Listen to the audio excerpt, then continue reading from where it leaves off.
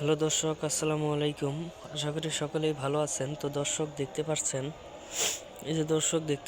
এই যে কচু গাছগুলো দেখতে পাচ্ছেন।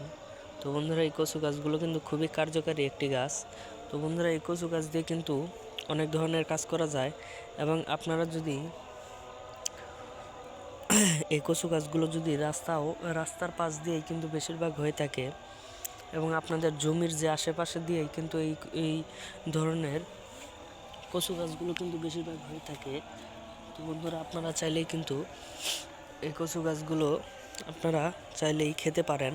এবং এই কচু গাছগুলো খেলে কিন্তু প্রচুর পরিমাণের ভিটামিন হয়।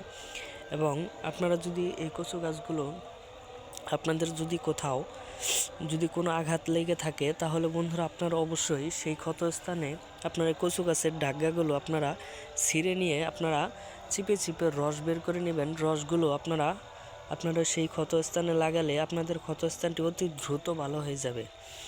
এটা খুবই কার্যকারী একটি গাছ। এবং এই কচু গাছগুলো আপনারা মন চাইলে আপনারা চাষও করতে পারবেন। এবং এইগুলা যদি খান তাহলে প্রচুর পরিমাণের ভিটামিন হয়ে থাকে। তো বন্ধুরা, এইভাবে আপনারা এই কচু গাছগুলো খেতে পারেন। তো বন্ধুরা, আমাদের ভিডিওটি ভালো লাগলে অবশ্যই চ্যানেলটি সাবস্ক্রাইব করে দিবেন। ধন্যবাদ সকলকে, সকলে ভালো থাকবেন। আসসালামু আলাইকুম। ধন্যবাদ সকলকে।